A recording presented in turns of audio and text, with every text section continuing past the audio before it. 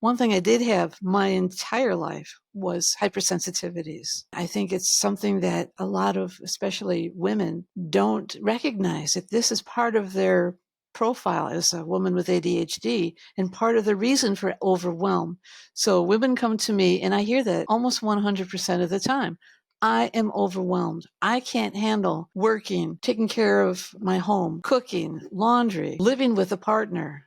I can't do it. And then they talk about this onslaught of stimuli. And I understand that so well because I have a pretty severe case of hypersensitivity. I knew I had it, but there's very few clinicians who understand sensitivities or sensory issues in adults. I was diagnosed with sensory processing disorder. Even though I knew I must have it, I wanted some formal recognition of what I had been going through my entire life. Just being overwhelmed can make you anxious. Welcome to Successful with ADHD. I'm Brooke Schnittman. Let's get started. Hi, everyone. Today I have Terry Matlen, LMSW, ACSW. She's an internationally recognized expert on ADHD in women and is a psychotherapist, author, consultant, and coach. She's an author of the award-winning book, The Queen of Distraction and Survival Tips for Women with ADHD, and runs ADDconsults.com, an international online resource serving women with ADHD, where she offers one-on-one ADHD consultants, and Queens of Distraction, an online coaching program for women with ADHD. And Terry has over 25 years of experience helping women with ADHD. She's a sought-after presenter at conferences and webinars and has authored hundreds of articles. She has been interviewed by NPR, the New York Times, Wall Street Journal, Washington Post, Time Magazine, HuffPost, and more. So today, we are going to be talking about Terry's ADHD journey, but she also has a unique journey with her daughter who had a traumatic brain injury. And we want to dive a little bit more into the commonalities of the symptoms of a TBI, which is a traumatic brain injury, and ADHD, while learning about Terry's ADHD diagnosis. So stay with us. It's going to be an interesting conversation about the nuances of her and her family. Welcome, Terry. Thank you, Brooke. Thanks for having me. I'm looking forward to this. Same here. So Terry, talk to me. You got a late ADHD diagnosis. Is that correct? This is correct. I was in my very early 40s. As most women get the late ADHD diagnosis. Absolutely. When the women that I work with, they kind of hit the wall around that time, if not earlier. Yeah. And what led you to getting that diagnosis? Well, back in the day, and also in my training way back in the day, we didn't know much about ADHD, especially ADHD in adults. So I had no clue what was going on and why I was so disorganized and had issues with just getting life together for me and my family. I have two daughters who are now young adults, and my youngest, way back when she was a toddler, she had her baby vaccine, the MMR, which most babies, at least in the U.S., have to, for the most part, have before they start school. And in our case, my daughter, a few days after the injection, went into seizures. It was a horrible thing to experience as a mom or anybody, to see a young child going to seizures. And so we went to through EMS, went to the hospital very quickly. They couldn't stop the seizures. So after a few days of being medicated, they put her into a drug-induced coma to stop the seizure activity in her brain. When they woke her up about, I think it was 4 days later, she was in a vegetative state, meaning she had lost her memory. She didn't know who I was. She lost anything that she had gained developmentally up to that point at 15 months. So she was talking. She was able to feed herself. She was able to walk, communicate, all the things that toddlers can do. She lost all of it. So it was a pretty horrifying time in our lives. I had an older daughter too, a few years older, who we all basically lost her. She lost herself. So she was in the hospital for nearly a month, and the different therapies came in very quickly. OT, PT, learning how to swallow. She couldn't even suck from a bottle anymore. She was really in bad shape, life support and the whole thing. But slowly and surely, mainly her gross motor started to come back very slowly. And once she was able to swallow using an eyedropper, they released her. I thought, oh my gosh, how am I going to take care of this child when she can't do much of anything? Anyhow, so they discharged her. She came home. She couldn't sit up. She couldn't stand up. So we had her in a baby seat on the floor, strapped up because, her head would drop. But like I said, slowly but surely, some of these things came back. It took a while with a lot of therapies, daily therapy, people coming in, me taking her to different people, different professionals. So fast forward, because it is a very long story, she did regain a lot of her abilities. So at one point she was pulling herself up. She lost her whole right side. She looked like she had a stroke. So she was right-handed. She lost her whole right side. So she had to learn to use her left hand, and her right hand was crooked up like this. Slowly it came back down. Slowly she was able to start to get herself up. It was like she was reborn. She started from scratch. Yeah. So she eventually learned to walk again. And what happened, and they warned me that whatever we had seen as when she was a toddler, you might see that even more intensely. So she was an active toddler, as many are, though. I wasn't concerned. I just thought, I've had one child who was also active, but this child was also very active once she regained a lot of her abilities. But this was super active. She was so hyperactive because the part of the brain that has to do with activity and impulsivity was burned out, basically. Those cells were just gone, and they wouldn't come back. So I always had to have another adult with me in the house for a very long time just to keep her safe, because she was no longer walking, she was running. So fast forward again. So we're getting her back as best we can. And she never did 100% come back. So, she continues to have issues as an adult, but she's come back way more than we ever expected. So now she talks, she communicates, she can basically take care of herself. But during that time when I was watching her with her hyperactivity, impulsivity, and short-term memory problems were very severe, I was wondering, how do I help this kid? So I began to read. Back then, we're talking about 1990 at this point, around 1990. There were a few, believe it or not, there were very few books out there on ADHD in children, and there were no books out on ADHD in adults. Maybe I remember reading one of them, but I'll get back to that. But anyhow, I'm trying to figure out how to help her. I'm reading this book, and then I begin to recognize certain things about her that I saw in myself and in a number of my family members.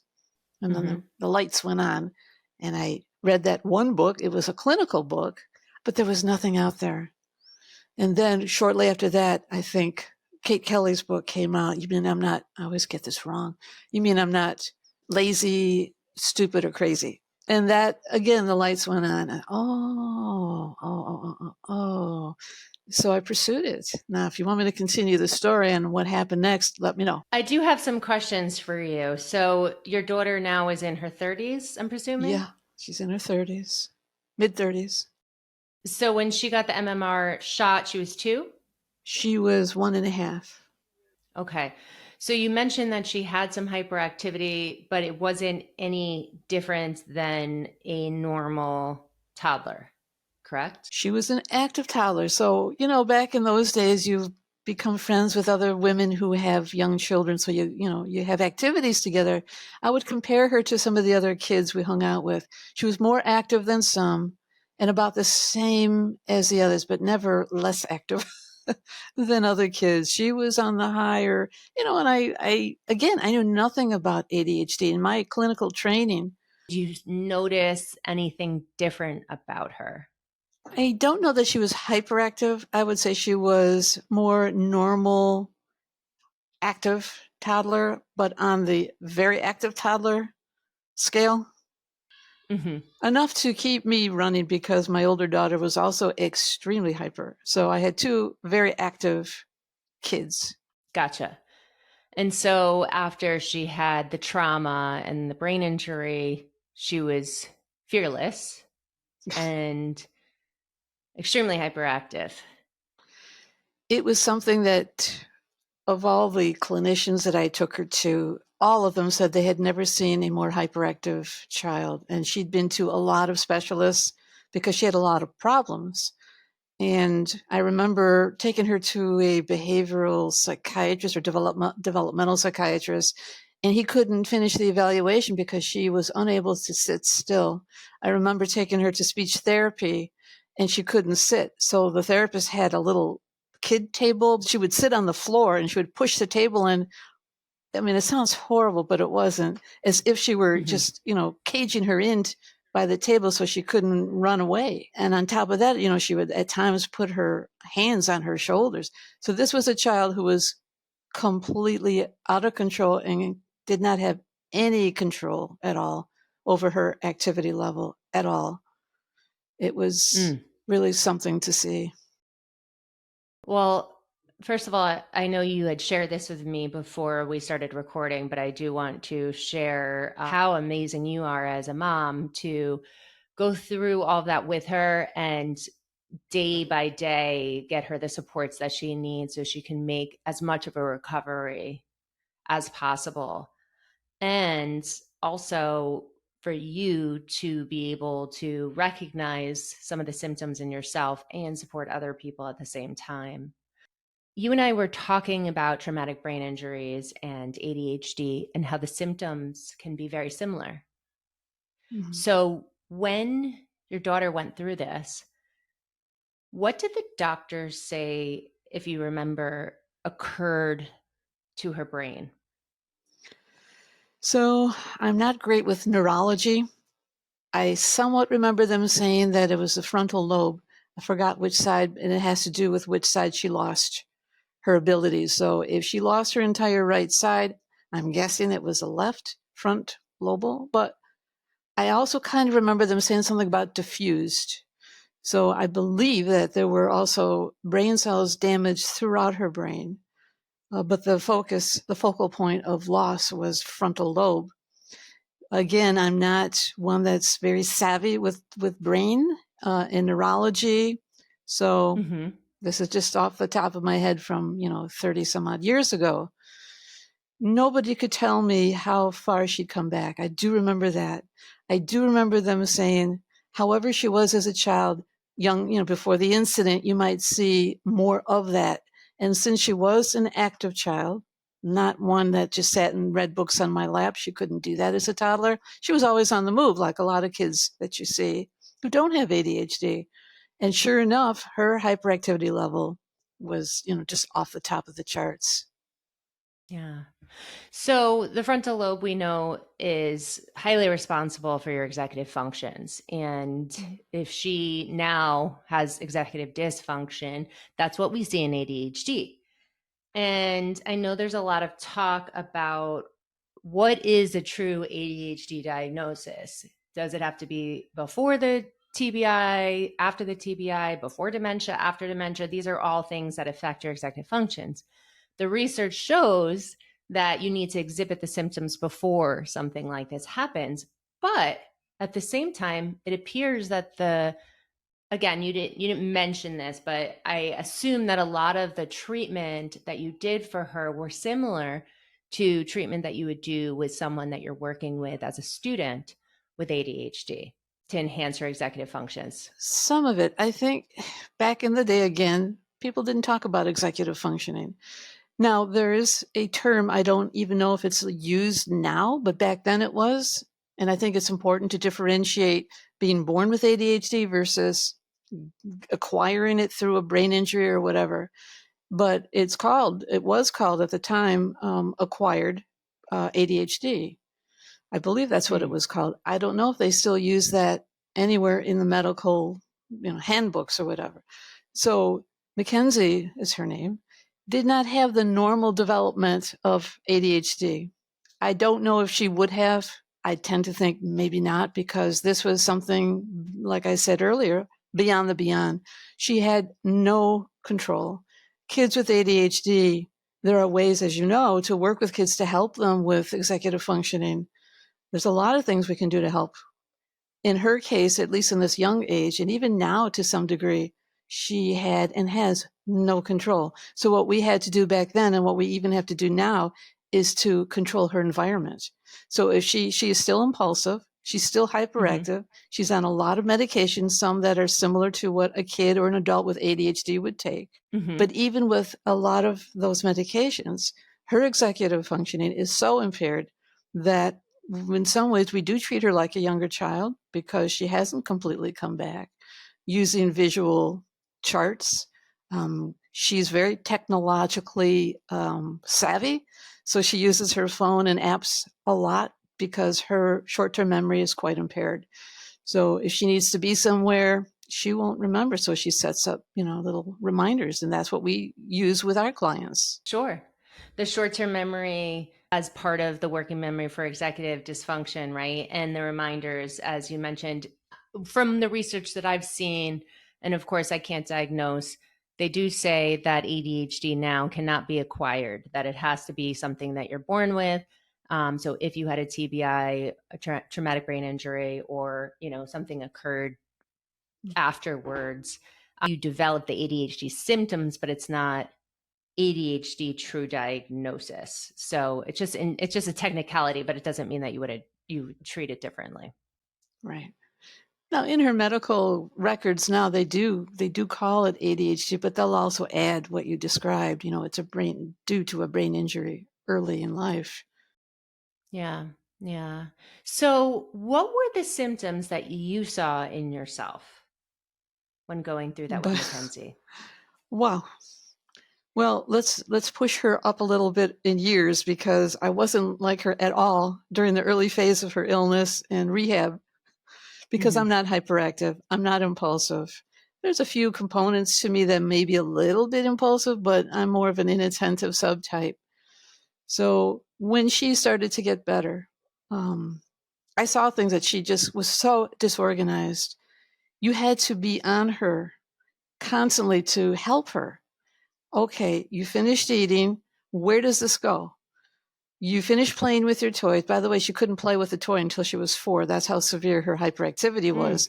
And it wasn't until she was 4 that they started to medicate her. And I will never forget that first day of her. It was dexedrine, stimulant. And I'll never forget that I saw her just as a little off the path here. It shows you I'm a little, distracted. But she sat down for 4, 5, 6 hours straight and I had a big box of blocks that my older daughter played with. And she built towers over and over and over again. She sat, and it was the first time in over 2 years that I could sit down when I was with her. Wow. And it was like a miracle. But so she was disorganized. So I had to tell her, put this way. Then I realized, I'm not that different. My house is completely disorganized. I can't plan. She couldn't plan and say, I want this, in a couple hours, Mom, can I do whatever? Or, she couldn't, she was in the moment. She lived in the moment, which is what you see a lot with adults and kids with ADHD. It's the planning. It's all this executive functioning. So I began to recognize her inability to organize herself, to plan, to initiate, to start and finish. She just couldn't without a lot of help. And that's when I became curious about my own problems. Now, up until then, I thought it was a character flaw, and that's what we see as, people in the business. Yeah. A lot of people saying there's something wrong with me. I don't know what it is. I'm lazy. I'm stupid. I'm incapable. I'm anxious. I'm dumb. I'm anxious. I'm depressed. All these things. That's what we see in our adult clients. I don't work with children. I only work with adults. And that's what I was thinking. What's wrong with me? But see, I was remembering as a child, I couldn't keep up my bedroom. And it was always a mess. I would start a project, would never finish it, go on to the next thing because I would get bored easily. These are all symptoms that we see. And my closet, forget it. You lost that dopamine after the initial excitement wore off. Right. Oh, it's become extremely overwhelming. Yeah, and I had this little bedroom, and I, my poor mom. Luckily, she was pretty okay with it because she had her own struggles with disorganization. So I was fortunate in that I was never criticized, and this is where things differ between me or people like me and I would say the majority of other adults with ADHD is they grew up being criticized. Why can't you do what other kids your age do? Why can't you keep your clothes tidy? Why can't you do your homework? Why can't you remember to bring your books to school? I didn't have that because my mom struggled.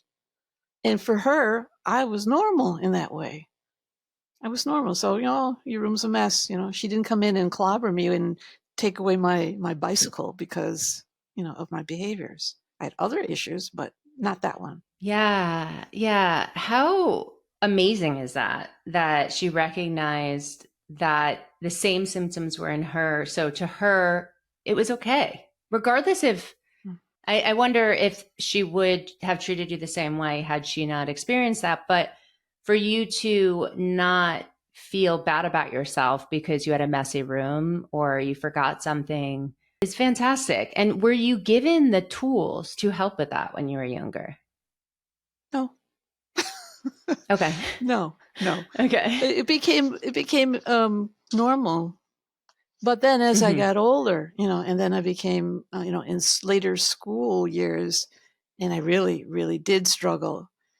And I didn't get the help I needed through the schools. It's the typical girls with ADHD.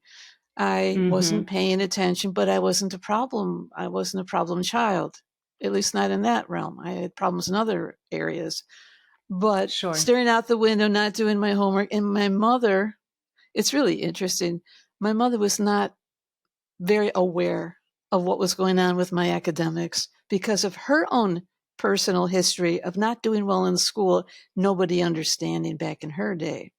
So, because of her own discomfort and how her experience was, she not kind of, but in a big way, just backed off because she couldn't deal with anything having to do with academics due to her own poor academic experience.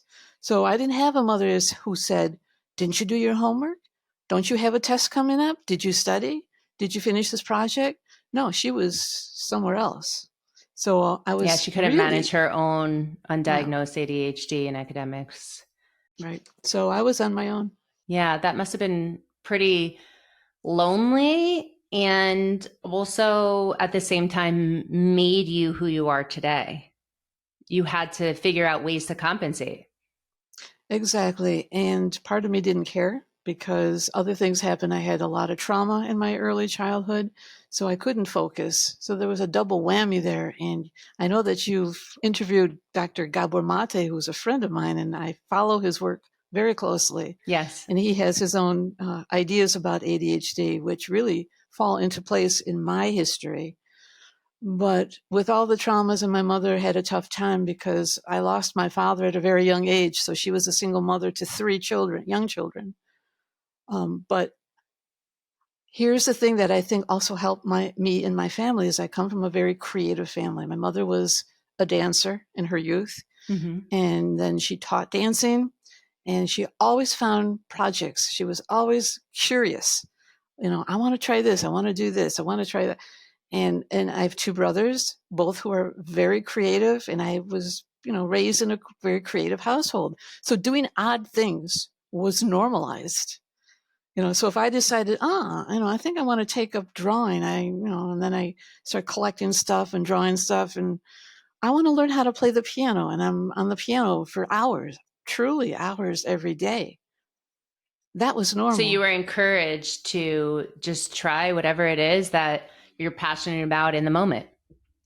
I can't even say I was encouraged too much. It just was.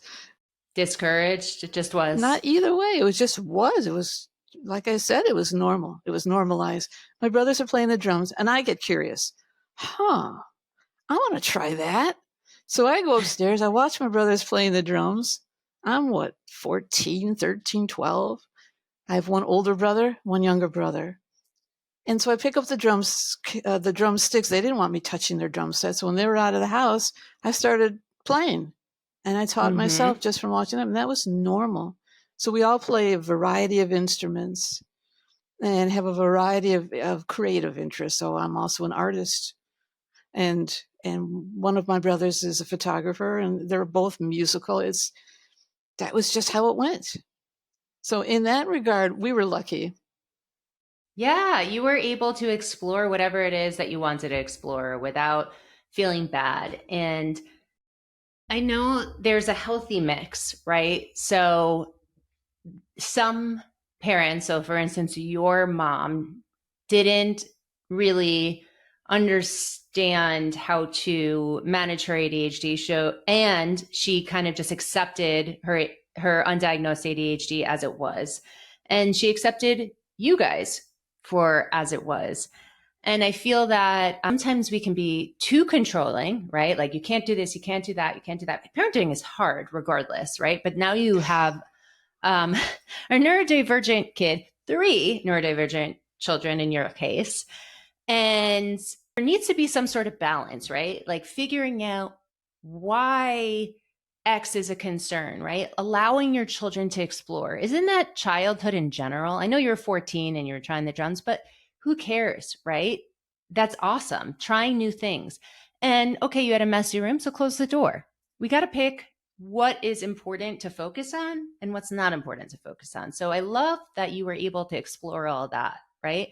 And of course, there could have been more assistance with your executive functions, but you were never told you were bad or lazy or dumb or unfocused for trying all these creative things. And it brought you to being an artist today. So kudos to you. It was really worked for me. Now, I had other problems that worked against me. So I had severe anxiety as a kid. I had school phobia. And where we tangled, my mother and I, is when I wouldn't go to school. So that's another whole thing. And would I have had such anxiety if I didn't have ADHD? I have a feeling I would, especially from studying trauma and how that, plays out.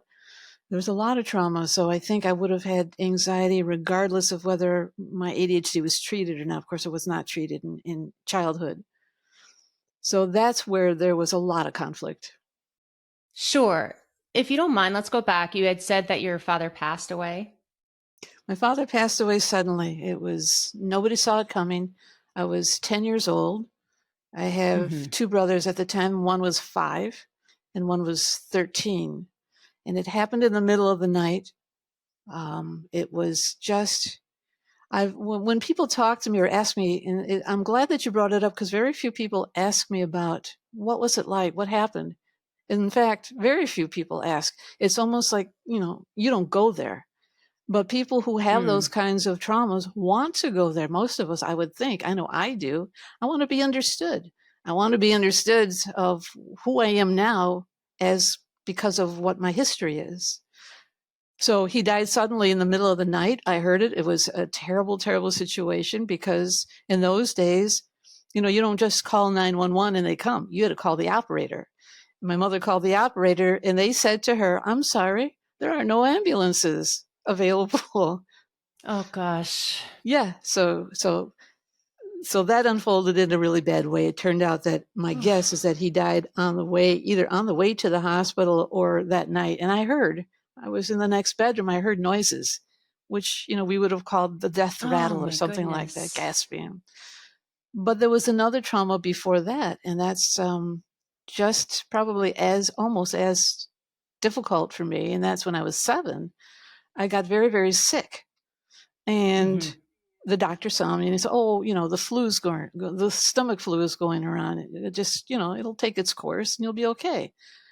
And I wasn't okay. I kept getting worse and worse and worse. My mother kept calling the doctor and he blew her off. He said, "Oh, you're just an over-involved mother." And it got to the point where my lips turned blue. I couldn't eat. I was throwing up. I couldn't get out of bed. They had to walk me to the bathroom. I stopped eating. And she kept calling, and he was so dismissive.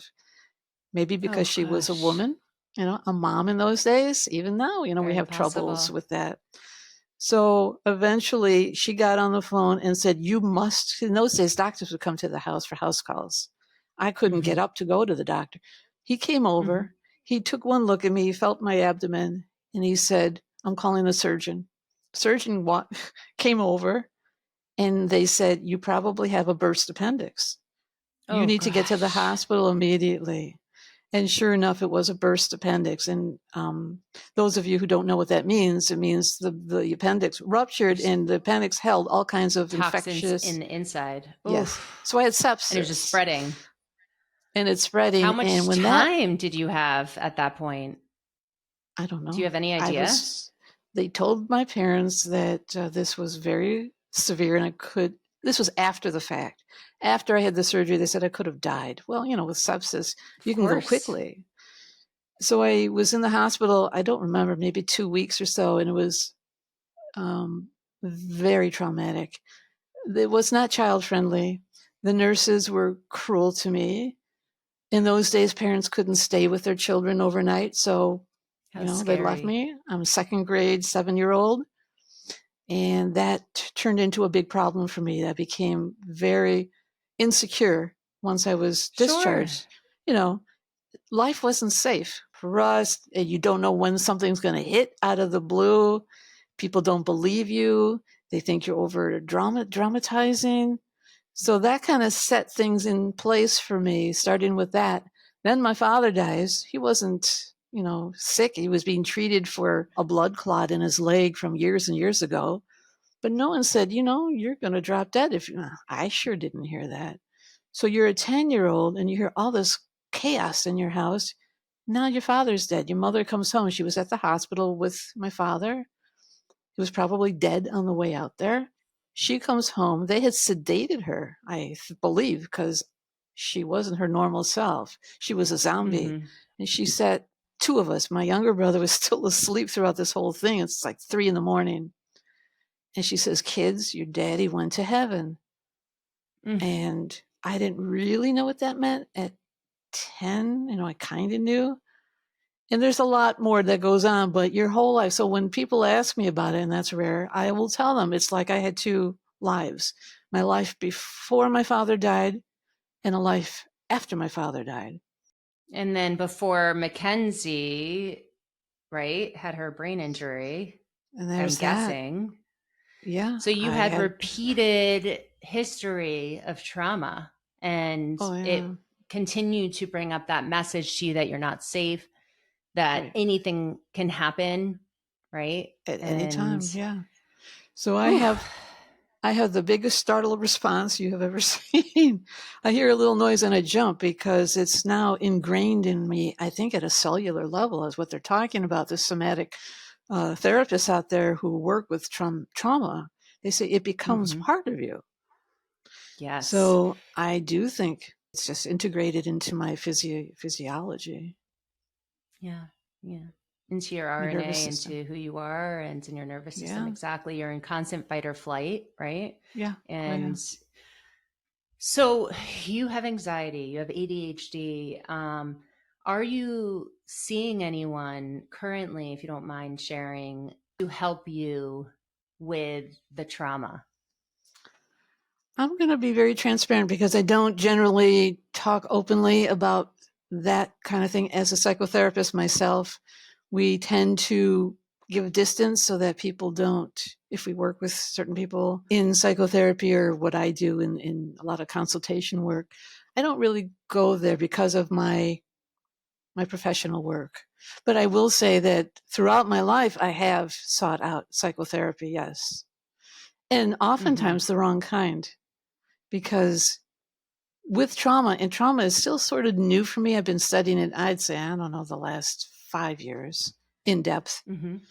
But I think that there's different ways of addressing trauma. And then if you have the ADHD, is the ADHD part of the trauma? Is it separate from the trauma? You really need a good clinician to tease that out. But knowing, what I know about ADHD, I do believe I have both. And because I know my family and extended family, there's a lot of ADHD. So, yes, I have sought out different types, a lot of different kinds of therapies. Some were a waste of time. Some are great for just more typical, if there is such a thing, ADHD without a trauma. Although you Mm-hmm. question, how many people do not have a trauma ADHD background? is so complex. Yeah. So what works for other people did not work for me. So you have family who has ADHD. You had these three big trauma events. Do you remember if before the age of 7 you exhibited any ADHD symptoms? Or is it too hard to go back there? Um, I exhibited anxiety more than ADHD, but I can't remember playing with toys and being told, put your toys away at that young age before 7. Mm-hmm. Now, if we go into 12, which is now the new, the new DSM It's the thing, new Terry. yeah, I would say, oh yeah. Before 12, oh yeah. I forgot to feed my tropical fish. I forgot, I had tropical fish. I had pet turtles. I would forget to feed them. They'd die. Or it became a science experiment. They could live without being Yeah. fed.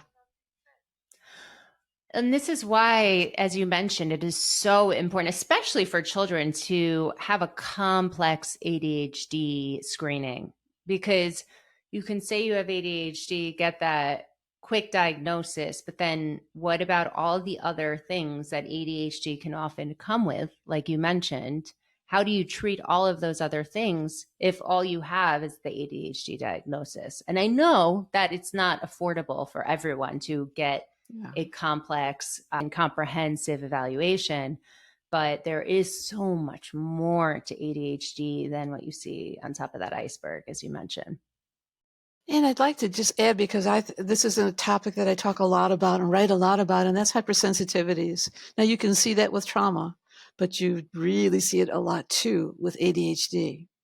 And Yes. when you asked how, I don't know, at 5, did you notice any ADHD or do you remember any ADHD? Well, one thing I did have my entire life was hypersensitivities. And I think it's something that a lot of, especially women, don't recognize that this is part of their profile as a woman with ADHD and part of the reason for overwhelm. So women come to me and I hear that, almost 100% of the time. I am overwhelmed. I can't handle working, taking care of my home, cooking, laundry, living with a partner. I can't do it. And then they talk about this onslaught of stimuli. And I understand that so well because I have a pretty severe case of hypersensitivity. This is really exciting for me. I knew I had it, but there's nobody, and it's across the country. There's very few clinicians, usually they're OTs, occupational therapists, who understand sensitivities or sensory issues in adults. We see it with kids, a lot of children with autism, for instance. Many kids with autism have sensory issues. Many kids with ADHD have sensory. Things are too loud. So they smell funny. They taste funny. The lights are too bright. Mm-hmm. I can't handle all the commotion. The kids are crying. They can't even express themselves. They don't understand why they are overwhelmed, but they're acting it Sure. out. And the parents don't know why. I was diagnosed just 6 months ago or so with sensory processing disorder. And even though I knew I must have it, I wanted some formal recognition of what I had been going through my entire life, which I think it contributed to my anxiety issues. Just being overwhelmed Mm-hmm. can make you, anxious. Too much coming at you. Even if you forget the trauma, this is too much for me. I am a stepmom of 2 neurodivergent sons, one 100% with sensory issues. We'll leave it at that. He doesn't have a formal diagnosis of SPD. And my husband also has sensory issues. And my daughter, who's 2, has sensory issues. And I have sensory issues. So, Wow. right. So, exactly. So, one of our sons are in therapy to deal with that and express it at 10 years old. I mean, imagine if everyone had that floor to understand what it is that they're experiencing, because that anxiety then trickles into school, life, friendships, and then can create trauma for you, unexpected and compounded if you don't take care of it when you're noticing it. And one thing I do notice too is that for the sensory stimuli, if you can recognize that and of course accommodate it, but also take breaks with the sensory and allow yourself and not feel bad about it, and take those breaks in school as well to recoup your nervous system and get back to baseline. It can be so helpful. Even if it's a bathroom break for 20 minutes, go there and take your break. Exactly. And to be able to express it, to be able to find the words. So for a child, so your kids are so lucky that you get it, that you understand their needs and not just, Thank be you. yelled at. Well, why can't, to be understood and to teach kids how to use their words. It's too loud, mom or dad. I'm overwhelmed. I need my down. Teaching them how to, like you said, remove yourself. It's okay to go into another room. Like with my daughter, she would get overwhelmed in a restaurant if she heard a baby cry. That was her biggest trigger. She couldn't deal with that. So I had to teach her, when you start, don't wait. If you know that's going to be a difficult thing, this is where you can go. And I would, point out places wherever we went. This is where you can sit. I will check on you. Go into the bathroom, bring something to keep yourself busy. And there's a lot of things that she uses to calm herself down. Her gadgets or Her other kids fidget might want toys, putty. Yeah. Paper, coloring books. That helps your sensory. I don't know the neurology of that either, but it helps you to calm down. Yes. So your Yes. kiddos are very lucky. Nobody told that to me growing up. It's, you're too sensitive. That's what I heard. Why are you so sensitive? Exactly. You're overly sensitive, or I would be MIA for a long period of time because I would go to the bathroom, or I would avoid conflict or situations where I was overstimulated. Same thing. So Terry, we only have a few more minutes left. You're an adult with ADHD, with children with ADHD. Tell us a little bit more about how you support people now who have ADHD. So as you know, Brooke, I've been around for a long time. I'm one of the the grandmas of ADHD and I specialize in working with women. I work with men too. So on my website at addconsults.com, I offer one-on-one consultations. I love doing them because I get to work with one person, one-on-one. It's on Zoom usually, or by email. And it's just 1 or 2 sessions usually. It's not therapy. It's not really coaching per se, but we come up with a plan. Okay, this is someone who's new to ADD. Where do I go from here? Or I know I have ADHD, but I'm stuck. Where should I go from here? So we set up a little plan. That's mainly what I've been doing now. I do a lot of writing. So I have a newsletter that goes out. And I talk a lot about sort of what, we're doing here. I talk a lot about my experience because I want to normalize things for people, that you're not the oddball. You're not the character flaw. This is what I'm doing. And I've been in this, for over 25 years. I've written 2 books on it. I'm on webinars, I'm all over the place. I get it. I understand you. That's what I want people to understand is I understand you. I accept you. Let me help you. And there are some just basic things to help person get started. And that is, educate yourself, educate people who are close to you, who don't get you, learn these accommodations, work with a coach, get the right treatment. So those kinds of basic things are what we do. That's the main thing. I have a group now, the Queens of Distraction, where it's a very affordable way for women to get coaching online. Right now, the group is full. Hopefully that'll open up again. So I do that as well. But I have ADHD, so I can't just do 1 or 2 things. And now I have a new program where I Of have Q&A. course. Yeah, I got to keep busy And and you do new learned that from things. a very young age, that Oh, that's yeah. okay. It's okay. And that's where I've lucked out is it didn't slam my self-esteem as bad as it has many women. So when I got my diagnosis, I was thrilled. I didn't go into a grief thing that we talk about, like my lost years, like 40 years. And I didn't know. I could have done this. I could have done that. And for me, it was, woohoo, I'm going to help other people now. Because now that I know what this is, I can fly. It's hard. It's hard many times. So Terry, how can people reach out to you if they want a consult or they want to learn more about the Queen of Distractions? 2 ways. One is they can go to my website at addconsults.com, or they can email directly Terry, Terry, everyone spells it wrong, at addconsults with an S.com. Thank you so much. And what's the one thing that you want to leave people with here today? The one piece of advice? You're not flawed. You just you have a different way of doing things. It's not worse, but it does create rocks and boulders in your path at times. There's help out there. Reach out for that help and you can soar. I promise you, you can soar if you get those pieces in place. And you could do it with a consult from Terry. She'll guide you in the right direction. Thanks so much, Terry, for being on Successful with ADHD. It was a pleasure learning about your background with trauma, your daughter having the traumatic brain injury, your anxiety, SPD, the ADHD, how that all plays a part of your hypersensitivity and your somatic system and essentially who you are today and how you help other people. So I appreciate you sharing your journey with us. And thank you for having me. I had a good time. Same here. Thanks for listening to this episode of Successful with ADHD.